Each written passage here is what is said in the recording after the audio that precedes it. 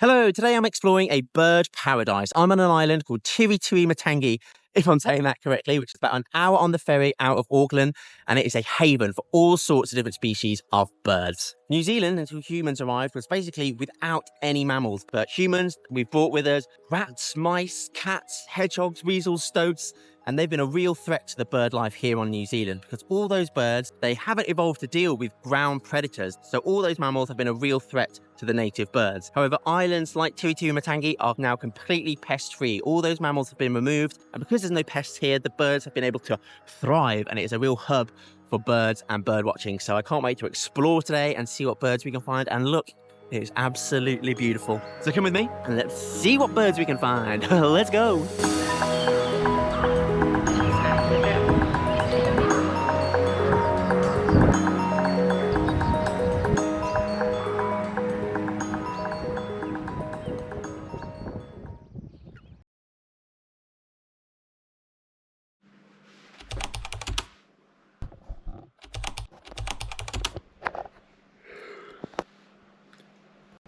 It was a very early start on the day we decided to go to the island, and Sophie and I were both absolutely knackered as we had literally just finished 2 weeks working on a blueberry farm. We left our Airbnb, which was in Mission Bay, which is just outside of Auckland, which is a really cool little spot that we both really liked, and made our way to the bus stop in order to get a bus into the city. The southern black-backed or kelp gull there, one of the first birds of the day. And after a quick coffee and some pancakes for Mackie's, we made our way down to the harbour as it was time to check in for our ferry. Before boarding, you got to give your shoes a little spray and check your bags for any stowaway rats or mice to help keep the island pest free. And then by the time we were sat down in our seats, the sun had properly come out and it was looking like it was going to be a glorious day. Of course, you got to have a little wave when you're on a boat, and I couldn't wait to get out there and start bird watching. Very exciting.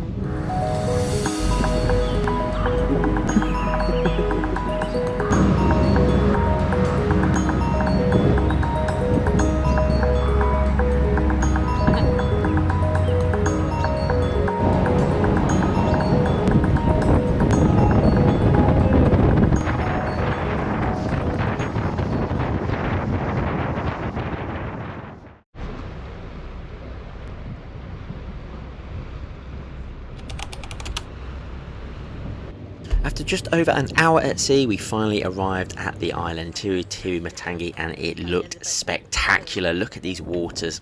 Delicious. You can stay overnight on the island, but unfortunately, as it was a summer Christmas holidays, all these had booked up a long time ago, so we were only here for the day, which meant we had about 6 hours before the ferry left again in the afternoon. We had paid $10 to go on the guided walk, but we found that the pace was just a little bit too slow and the water just looked too inviting. So we decided to say goodbye, peel off the back, go for a quick snorkel, and then head off to explore the island for ourselves. And it wasn't long before the birds started showing up.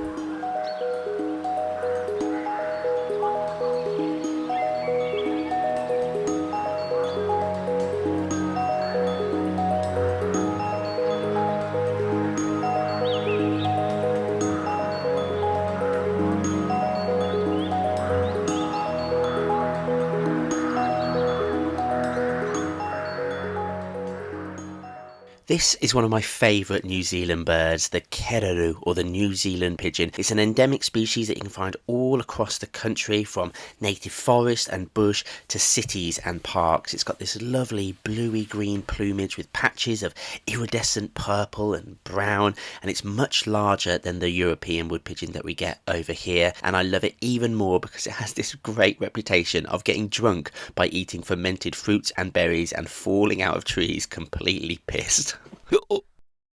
As we left the beach and carried on exploring the island in the now baking midday sun, the wildlife just kept on coming, and it wasn't just birds. We almost completely missed this one over our heads. This is a species of weta, but there are over 100 different species in New Zealand. The giant weta is the largest species of insect in the world. I'm not sure if this is the giant weta, but it was certainly very big. We then saw our first ever bellbirds, a gorgeous little bird that likes to drink nectar, but more on these guys later on. And of course there were loads of tuis about, a fab little bird with an amazing bird song I just fell in love with over my time in New Zealand. And as we wandered on, Sophie then spotted a very exciting bird, a bird whose face had been painted all over the island.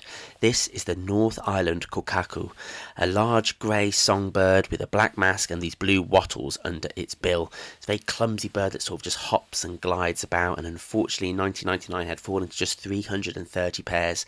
Thankfully that's now up to over 2,000. Mainly the decline was due to introduced predators and pests. It was a very brief encounter, but we just both felt so blessed to have seen it and managed to get a photograph.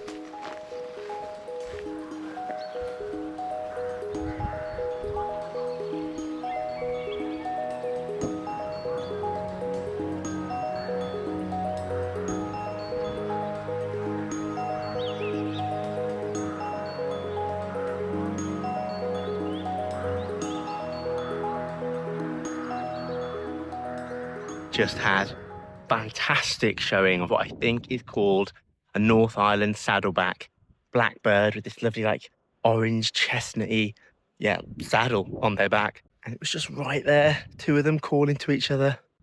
That was fab. I think I got some good photos.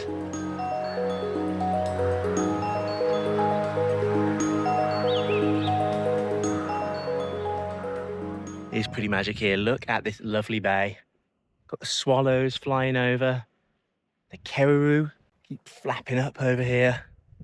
And they're just so beautiful. They've got like jade green and browny sections of their back. And in the sunlight, they're so beautiful. I'm having the best time.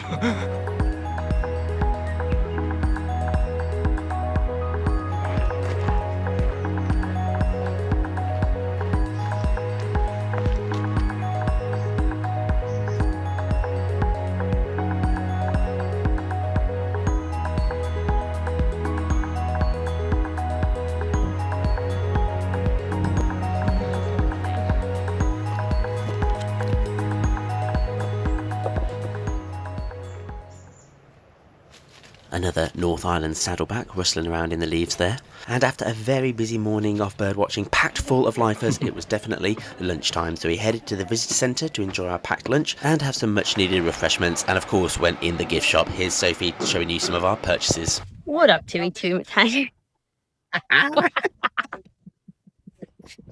Unboxing video of my new New Zealand bird charm gibbets.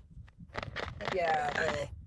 We've got fantail, kia, kiwi, fancy that one, Kokako, ahoy ho, and a tune.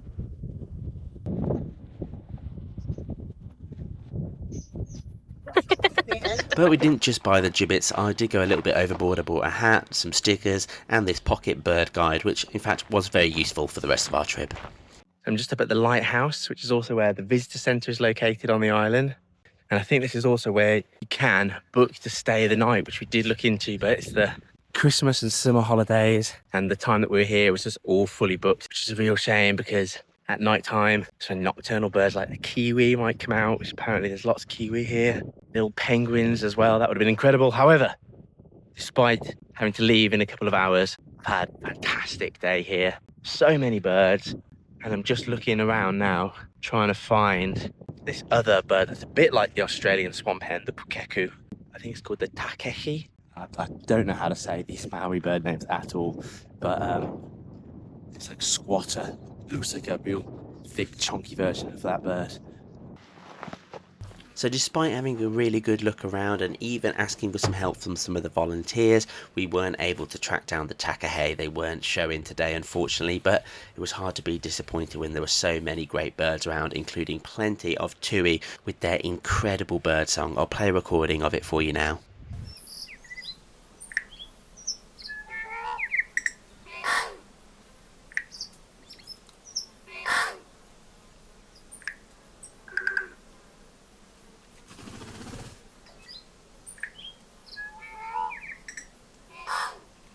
Despite there being no sign of the takahe, there were plenty of Kokako about. Some of them even had their adorable little chicks with them.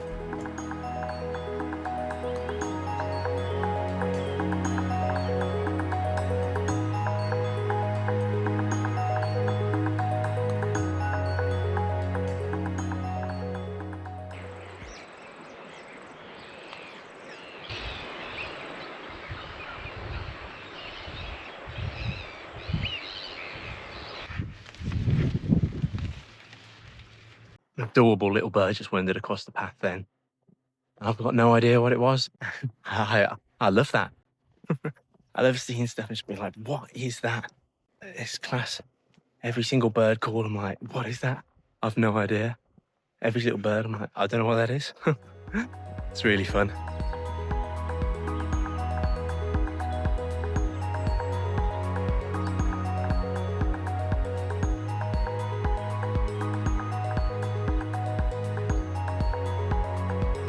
So the sad thing about coming to an island is that you have to leave at a set time to get the boat to go home. I don't want to go. And although I would love to stay, oh, more red-crested parakeets. Beautiful. Anyway, so although I'd love to stay, see kiwis and penguins as it gets dark, I've now got to head back to the boat. However, I had been having a little bit too much fun exploring this bird paradise, and now I was in a bit of a rush to get back to the boat in time. But as I made my way back across the island, I ran into this whole flock of beautiful bellbirds, and I just couldn't help myself but stop and take some pictures. The bellbird has a beautiful bird song that I'll forever associate with wandering around the bush in New Zealand, and they're in a group called the honey eaters, with the tui and the hee or the stitch bird, because they have these brush-like tongues that they use to drink nectar and pollen from flowers. And just as I was about to say goodbye to the bellbirds, I then spotted the final honey eater, the hee the stitch bird. This is the male here, and this might be one of the rarest birds I'd seen all day, whose population is mostly restricted to these island sanctuaries. What a great bird to finish the day. I then had to actually run across the island to get back in time. I should have Strava'd it, because when I got to the beach I had plenty of time left and could even afford a quick dip in the ocean to wrap up the day nicely.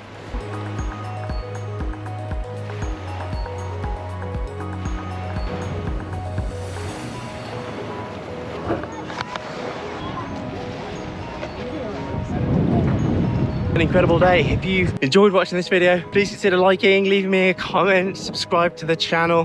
Hope you've enjoyed it. If you want to see more of my photos, you can check out my Instagram page where I share some of my wildlife pics on there as well. So at George Cuckoo on Instagram and on TikTok. All right, thanks for watching everyone. I'll see you in another video. Ta-da then, bye.